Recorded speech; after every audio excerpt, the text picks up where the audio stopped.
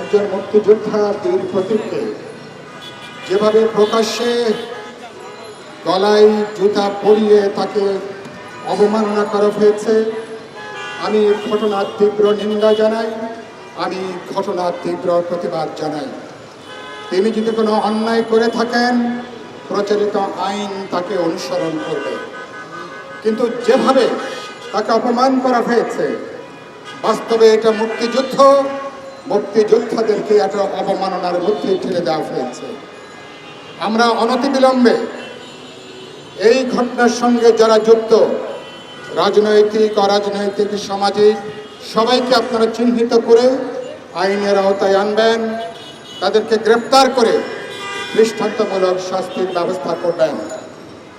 আমি একই সাথে গভীরভাবে শোক প্রকাশ করছি, গতকাল আমাদের পণ্য পরিবহন যে বাণিজ্যে জাহাজে যেভাবে 7 জন মানুষকে গলা কেটে হত্যা করা হয়েছে, খুবই মর্মান্তিক, নৃশংস, পৈশাচিকভাবে তাদেরকে হত্যা করা হয়েছে।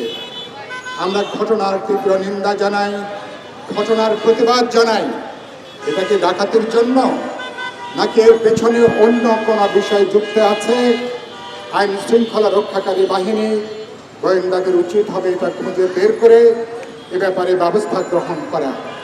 সরকার বাস্তবে যে ভালোভাবে দেশ চালাতে পারছে না, এটা কোনো রাজনীতিকদের কথা না।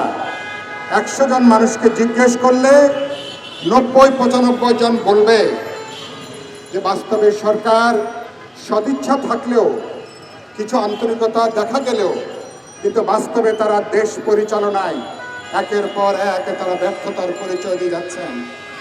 একটা সামাজিক নৈরাজ্য চলছে, একটা বিশৃঙ্খলা চলছে, মানুষের জানমালে একটা নিরাপত্তাহীনতা এখনো দেখা দিয়েছে।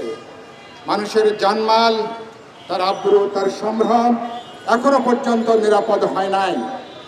অন্তর্বর্তী সরকারকে ইতিমধ্যে তারা 4 মাস পার হয়ে গেছে। বসুন্ধরা টিস্যুতে ছাড়ের ছড়াছড়ি। বসুন্ধরা টিস্যু নিয়ে এলো নিশ্চিত ছাড়। এখন বলতে চাই, এখনো যদি আপনারা মানুষের জানমালের হেফাজত করে যদি নিরাপত্তা নিশ্চিত করতে না পারেন, তাহলে কিভাবে বাকি কাজগুলো আপনারা সম্পন্ন করবেন? এত বড় জনসমর্থনের পরে রাজনৈতিক দলগুলো আমরা এক কাট্টা আপনাদেরকে সমর্থন দিয়ে যাচ্ছি, তারপরেও আপনারা সামান্যতম যে দায়িত্ব মানুষের নিরাপত্তা হেফাজত করবেন, সেটা পর্যন্ত এখনো করতে পারেন নাই। সরকারকে বলতে চাই, কোথায় আপনার দ্বিধা, কোথায় আপনার সংশয়, কোথায় আপনার দলাচল? এগুলো বন্ধ করে দেশব্যাপী যে নৈরাজ্য চলছে, যে সামাজিক বিশৃঙ্খলা চলছে, এগুলোকে বন্ধ করেন। আইন শৃঙ্খলা রক্ষাকারী বাহিনীকে পেশাদারি দায়িত্বের মধ্যে যুক্ত করেন। খুনি অপরাধী এদের রাজনৈতিক যে চেহারাই থাকুক না কেন, সবাইকে আইনের আওতায় আনবেন, গ্রেপ্তার করবেন, ওদেরকে বিচারের ব্যবস্থা করবেন। এভাবে কোনো দেশ চলতে পারে না। 2 নম্বর কথা হচ্ছে, আপনারা জানেন বাজার পরিস্থিতি এখনো পর্যন্ত বেসামাল। এখনো পর্যন্ত নিত্য প্রয়োজনীয় প্রত্যেকটা জিনিসের দাম সাধারণ মানুষের ক্রয় ক্ষমতার বাইরে। প্রতিদিন এখনো পর্যন্ত হাজার হাজার কোটি টাকা মুনাফাখোর সিন্ডিকেট অশুভ আঘাত করে এখনো তারা মানুষের পকেট থেকে প্রতিদিন টাকা তারা লোপাট করছে। আমরা আগে জানতাম সরকারের সাথে সিন্ডিকেটের যোগাযোগ আছে, সিন্ডিকেটের ভাগ বাটোয়ারা, সিন্ডিকেটের মুনাফা, মানুষ থেকে যে টাকা তারা আদায় করে তার ভাগ বাটোয়ারা উপর থেকে নিচ পর্যন্ত নাকি বন্টন হয়। কিন্তু এখন অন্তর্বর্তী সরকার অভ্যুত্থানে পরে যে সরকার গঠন হয়েছে, আপনাদের সাথে তো কোনো সিন্ডিকেটের সম্পর্ক থাকার কথা না। আপনাদের সাথে আমরা বিশ্বাস করতে চাই, আপনাদের সাথে কোনো মুনাফাখোর, কোনো বদমাশ, কোনো মাফিয়া, কোনো দুর্বৃত্ত বাজারকে তারা নিয়ন্ত্রণ করে মানুষকে তারা আজকে যারা পকেট খালি করছে, এদের সাথে আপনাদের কোনো সম্পর্ক থাকার কথা না। আমরা বিশ্বাস করতে চাই, তাহলে বাজার কেন নিয়ন্ত্রণ করতে পারছেন না? আপনারা যে সমস্ত পণ্যের শুল্ক আপনারা কমিয়ে ফেলেছেন, আমদানি শুল্ক কমিয়ে ফেলেছেন, খুচরা বাজারে তার কোনো প্রতিক্রিয়া পর্যন্ত নাই। খুচরা বাজারে সেসব জিনিসেরও দাম কমে নাই। খাদ্যপণ্যের মুদ্রাস্ফীতি 14% উপরে এখনো পর্যন্ত। কোথায় যাবে সাধারণ মানুষ? অভ্যুত্থানের পরে যে মানুষের আনন্দ করবার কথা, উচ্ছ্বাস করবার কথা, বিজয় করবার কথা, সে মানুষ প্রতিদিন খাবারের জন্য এখন মানুষ ভুগছে। একদিন পার হলে আরেকদিন কিভাবে পার হবে মানুষ জানে না। এক সপ্তাহ গেলে আরেক সপ্তাহ কিভাবে যাবে জানে না। শ্রমজীবী সাধারণ নিম্নবিত্ত মানুষ বাজারের এই আগুনে প্রতিদিন তারা কিন্তু পুড়ে মরছে। আপনারা খেয়াল করবেন, এখনো পর্যন্ত আমাদের সমর্থিত সরকার বলে এখনো ওই মানুষ কিন্তু এখনো সরকারকে সহ্য করছে।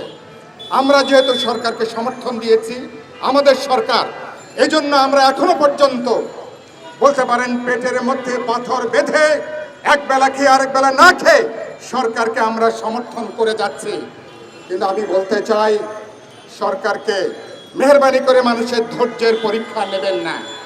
আগেকার সরকার যেভাবে ধৈর্যের পরীক্ষা নিতে নিতে যে পুরো মানুষকে তারা আগুনের মধ্যে নিক্ষেপ করেছে, আপনারা তো আমাদের সরকার, ছাত্র তরুণ রাজনৈতিক দল জনগণের বিপুল সমর্থনে আপনারা সরকারে এসছেন, কেন বাজার নিয়ন্ত্রণ করা যাবে না? আমরা বলেছিলাম রেশনের ব্যবস্থা করেন, তার কোনো খবর নাই। আমরা বলেছিলাম প্রতি পরিবারকে নগদ কিছু টাকা দেবার ব্যবস্থা করেন, তার কিন্তু কোনো খবর নাই। এবং এখনো পর্যন্ত খেয়াল করবেন, অভ্যুত্থানের পরে একটু আগে আমাকে সিরাজ ভাই বললেন 100টা শিল্প কলকারখানার মালিক তারা কিন্তু পালিয়ে গেছে, লক্ষ সেখানে বেকার। দরকার হলে এই কলকারখানাগুলোকে রাষ্ট্রের দায়িত্বে এনে কারখানাগুলো যৌথ শ্রমিকদের উদ্যোগে ব্যবস্থাপনায় চালু করেন, শ্রমিকদের কর্মসংস্থানের ব্যবস্থা করেন। 4 মাস পর হয়েছে, দুর্নীতির বিরুদ্ধে অনেক কথা বলছেন, কিন্তু 4 মাসে কোনো লুটেরা, কোনো দুর্বৃত্ত এখনো পর্যন্ত তাদেরকে আমরা গ্রেফতার হতে দেখি নাই।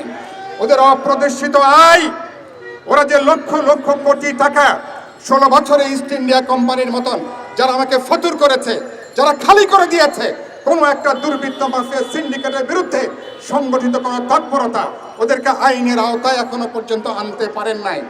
কোথায় আপনাদের বাধা? কোন সুতার টানে এখনো পর্যন্ত এরা ধরা ছোঁয়ার বাইরে? এদের বিরুদ্ধে ব্যবস্থা নেন। এরা শুরুতে শেয়ার মার্কেট খেয়েছে, এখন তারা কোনো বিনিয়োগ কিন্তু আসছে না।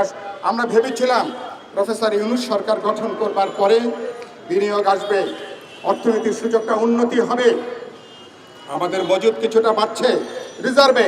কিন্তু সামগ্রিকভাবে IMF বলছে বাংলাদেশের অর্থনৈতিক চেহারা কিন্তু খুবই উদ্বেগের জায়গা। 3-3.5% জাতীয় প্রবৃদ্ধি হবে কিনা এটা নিয়েও তারা সংশয় তারা প্রকাশ করছে। সরকারকে বলতে চাই, এই কাজগুলো যদি করা না যায়, ক্ষুধার্ত মানুষের যদি আপনি খাবার দিতে না পারেন, মানুষের পেটে যদি ভাত জোগানো না যায়, কোনো সংস্কার খেয়ে মানুষ কিন্তু হজম করতে পারবে না। কোনো সংস্কারের কোনো ট্যাবলেট খেয়ে মানুষের ক্ষুধা নিবারণ হবে না। সংস্কার কারা চাচ্ছে? আমরা রাজনৈতিক দলগুলো সংস্কার চাই, গণতন্ত্র মঞ্চ সংস্কার চাই, আমার শিক্ষিত মধ্যবিত্তরা তারা সংস্কার চান, আমার ছাত্র তরুণরা সংস্কার চান। কিন্তু দেশের 80-85 ভাগ মানুষ সংস্কারের আগে তারা তাদের খাবার চায়, কর্মসংস্থান চায়, নিরাপত্তা তারা নিশ্চয়ই তারা দেখতে চায়। সেজন্য বলতে চাই,